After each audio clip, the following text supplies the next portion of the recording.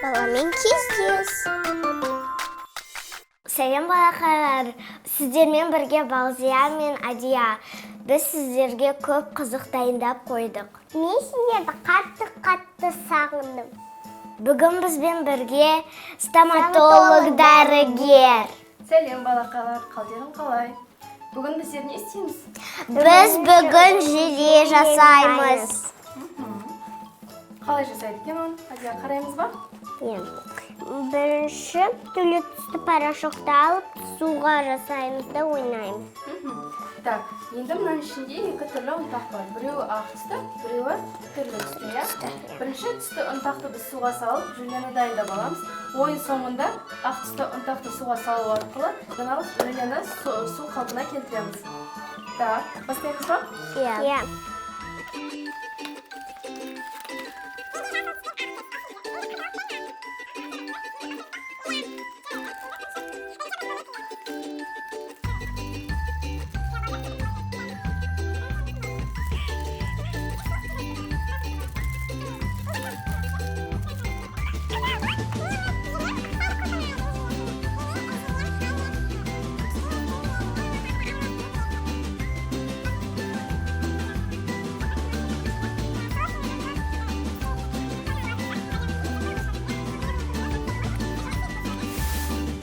Адия, мен сені Жюлияңды ұстап көрейінші? Жақсы. Иә. Ұстап көре ғой балсың.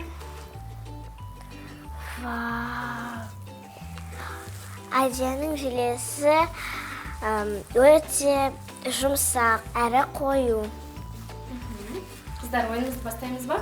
Иә. Қолдарымызды көтере қояйық мұнда Жюлияның үстінен. Енді көздерімізді жұмамыз. Көздерімізді ашпаймыз. Қазір мен Жюлияның үстіне заттарды салып қоямыз, сол заттарды тауып алайық. Жақсы ма? Жақсы. Так.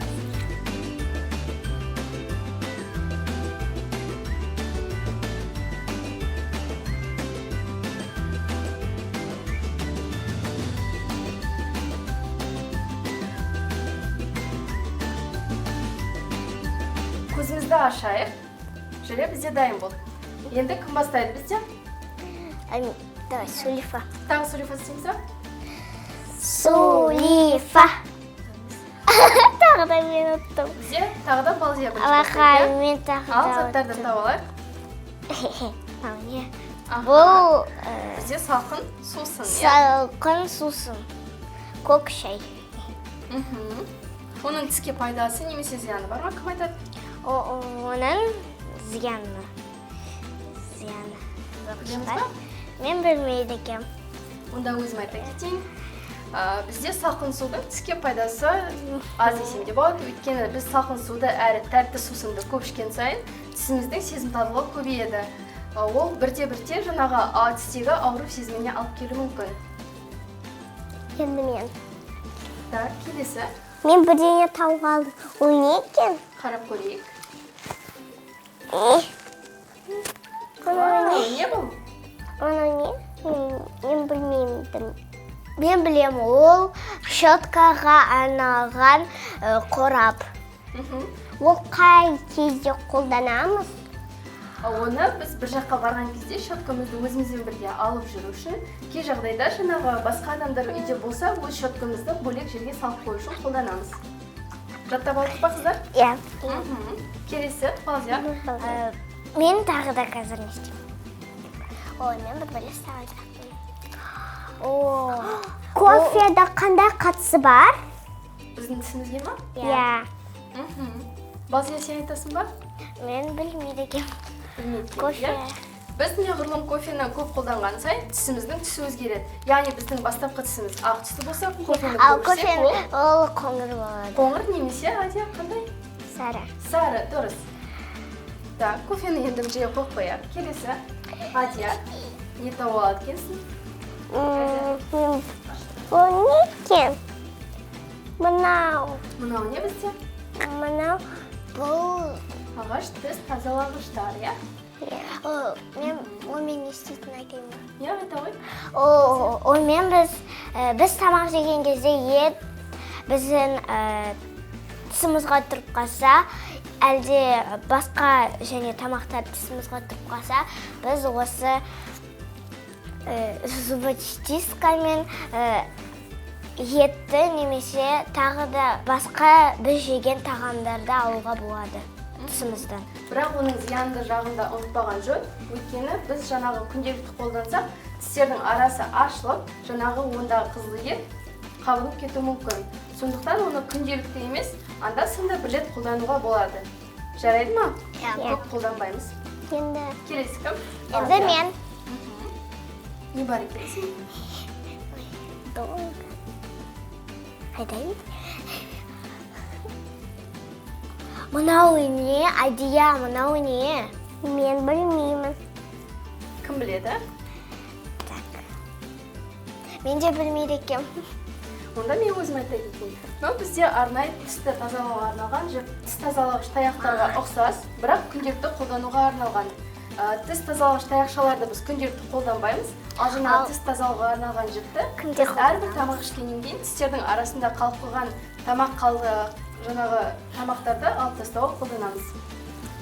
Сонымен білдік, иә, не екенін? Иә, енді мен. Мен бірдеңе тауып алдым. Көрейік. Мен зубная паста тауып алдым. Ол тіске зиян без. Оны тісті тазалау үшін қолданады. Ал тісті қай уақытта тазалау керек? Күнде 2 рет тазалайды. Қай уақытта? Таңда және күнде. Ұйықтар алдында және таңертең. Ал таңертең именно қай кезде тазалау керек? Таңертең тұрғанда. Ұйқыдан тұра салысымен ба? Жоқ, таңертең тұрамыз, и потом бет-қолымызды жуып болған соң оны тазалау керек. Жоқ. Ең бірінші, біз кеште ұйықтар алдында тазалап жатқандықтан, таңертең тұра салысымен тісімізді шаймаймыз, ең бірінші бет-қолымызды жуып, таңғы ас ішіп аламыз. Бірақ таңғы астан бұрын аузымызды просто жылы сумен шайқап алған дұрыс. Таңғы ас ішіп болғаннан кейін тісімізді щеткамен тазалаймыз. Әде, сен тісіңді қалай тазалайсың? Мен деген таңертең тұрам, бет-қолым жуам да тісімді тазалаймын. Сен де таңғы асқа дейін тісін тазалайсың, иә? Иә, а мен кешке тісімді тазаламаймын. Неге тазаламаймыз? Мен ұмытып кетемін. Тісімізді де жаңағы ұйықтар алдында тазалаған жөн, Адия, ұмытпаймыз, жарайды ма? Тісімізді ұйықтар алдында тазаламасақ, онда біздің ауыз қуысымызда әртүрлі микробтар қалып қояды. Ол жаңағы тістеріміздің ауруына, әртүрлі басқа да жаңағы кариестерге алып келуі мүмкін. Сондықтан қыздар тісімізді ұйықтар алдында тазалап жүрейік. Жарайды ма? Иә. Кімде не бар? Менде бар. Менде бар. Кімде бар? Мен қазір қараймын. Мен тауып алдым. Менде щетка. Бұл тіс щеткасы, иә? Иә, тіс щеткасы. Ол туралы не айтасың, Адия? Менде дақпақ бар. Тақпақ дейсің ба? Иә. Айта ғой, тыңдайық. Щеткалар. Неше түрлі щетка бар.